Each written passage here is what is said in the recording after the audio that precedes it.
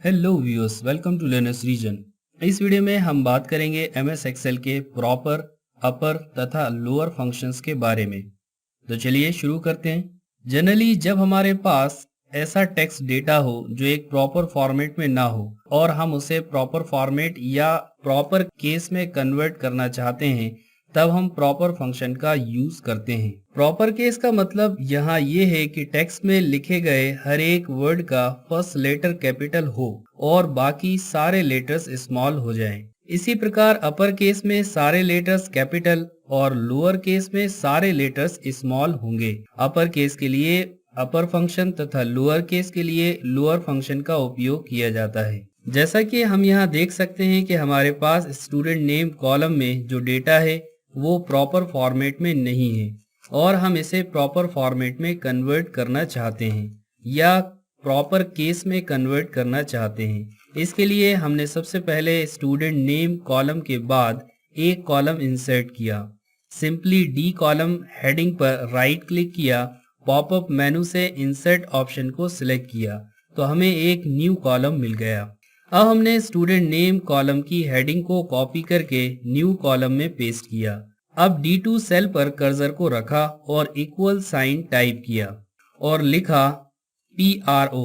तो इसने PRO से स्टार्ट होने वाले फंक्शंस सजेस्ट किए। हमने इसमें से प्रॉपर को डबल क्लिक से सिलेक्ट किया। अब हमें इसमें उस टेक्स्ट को देना है जिसको हम प्रॉपर केस में कन्वर्ट करना चाहते हैं या उस सेल का एड्रेस देना होता है जिसका डेटा प्रॉपर केस में कन्वर्ट करना चाहते हैं।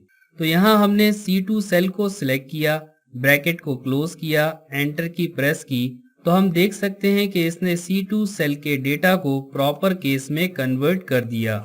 बस अब हमें सारे डेटा को कन्वर्ट करने के लिए D2 सेल पर कर्सर रखकर ऑटोफिल पॉइंट पर कर्सर रखकर क्लिक करके ड्रैग करना है। इससे ऑटोमेटिकली करेस्पॉन्डिंग सेल का डेटा प्रॉपर केस में कन्वर्ट होता चला जाएगा। डी कॉलम में अब हमारा डेटा प्रॉपर केस में कन्वर्ट हो चुका है।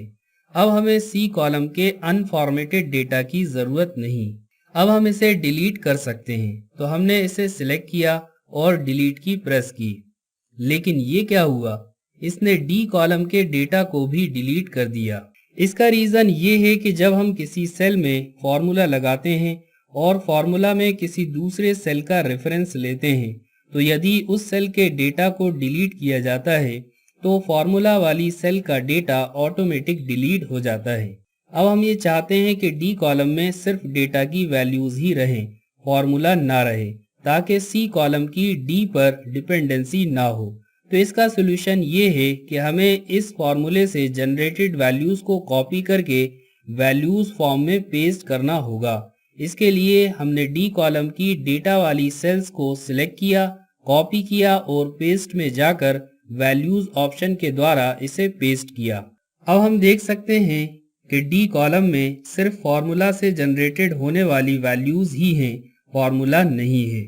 अब हम सी कॉलम को डिलीट कर सकते हैं। तो इस प्रकार हम किसी फॉर्मूला की रिजल्ट वैल्यूज को पेस्ट ऑप्शन में वैल्यू ऑप्शन से पेस्ट कर सकते हैं। अब हमारा डेटा एक प्रॉपर फॉर्मेट में या प्रॉपर केस में कन्वर्ट हो गया है। सिमिलरली हम अपर केस और लोअर केस में भी डेटा को अपर फंक्शन तथा लोअर फंक्शन के द्वारा कन्वर्ट कर सकते हैं। जैसा कि हम यहाँ देख सकते हैं कि हमने अपर और लोअर केस में टेक्स्ट को कन्वर्ट किया। इसके लिए हमने अपर और लोअर फंक्शन का क्रमशः यूज किया। यदि ये वीडियो आपको अच्छा लगा तो आप इसे लाइक कर सकते हैं, शेयर कर सकते हैं, कमेंट्स कर सकते हैं और अगर आप चैनल पर नए हैं तो चैनल को सब्सक्राइब करें ताकि नए वीडियोस की नोटिफिकेशन आपको टाइम पर मिल जाए। Thanks for watching, till then good bye.